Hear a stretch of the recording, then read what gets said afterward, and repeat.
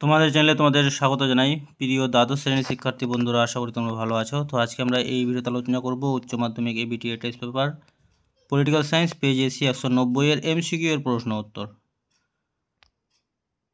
তো দেখো প্রথম প্রশ্ন কি দেওয়া আছে। ঠান্ডা লড়াই শব্দটি প্রথম প্রয়োগ করেন, সঠিক উত্তর হয়ে যাবে বার্নার্ড বারুচ।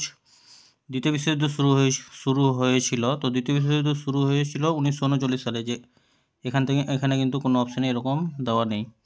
ওয়ার্সো চুক্তি গঠিত হয় কার উদ্যোগে? তো সকলেই জানো এটা সোভিয়েত ইউনিয়নের উদ্যোগে ওয়ার্সো চুক্তি গঠিত হয়।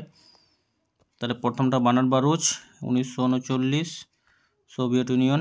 তারপরে দেখো 4 নম্বর প্রশ্ন, বিদেশ নীতির প্রধান উদ্দেশ্য কি? এটা হয়ে যাবে তোমাদের জাতীয় স্বার্থ রক্ষা করা। The making of foreign policy গ্রন্থটির লেখক হলেন কে? এর সঠিক উত্তর হয়ে যাবে কি? Joseph Frankel. পঞ্চশীল চুক্তি স্বাক্ষরিত হয় কাদের মধ্যে? তো পঞ্চশীল চুক্তি স্বাক্ষরিত হয় ভারত ও চীনের মধ্যে। তারপরে দেখো ঐক্যের জন্য শান্তি প্রস্তাব। ঐক্যের জন্য শান্তি প্রস্তাব সাধারণ সভায় গৃহীত হয় 1950 খ্রিস্টাব্দে। সম্মিলিত জাতিপুঞ্জের সনদের ধারার সংখ্যা হয়ে যাবে 111টি। নিরাপত্তা পরিষদে ভেটো ক্ষমতা প্রয়োগ করতে পারে শুধু স্থায়ী সদস্যরা। আন্তর্জাতিক আদালতের বিচারপতির সংখ্যা হয়ে যাবে 15 জন। ক্ষমতা স্বতন্ত্রীকরণ নীতির প্রয়োগ ঘটেছে, এর সঠিক উত্তর হয়ে যাবে মার্কিন যুক্তরাষ্ট্রে। শাসন বিভাগ যে কটি অংশ নিয়ে গঠিত? এটা হয়ে যাবে 2টি অংশ নিয়ে গঠিত। পৃথিবীর সর্বাপেক্ষা শক্তিশালী দ্বিতীয় কক্ষ হল মার্কিন সিনেট। ব্যক্তি স্বাধীনতা ও মৌলিক অধিকার রক্ষার দায়িত্ব পালন করে বিচার বিভাগ। এককেন্দ্রিক সরকারের অস্তিত্ব আছে, তো এককেন্দ্রিক সরকারের অস্তিত্ব আছে ব্রিটেনে। তবে আইনসভার জননী বলা হয় ব্রিটেনের পার্লামেন্টকে। ভারতের শাসন বিভাগের প্রকৃত প্রধান হলেন প্রধানমন্ত্রী।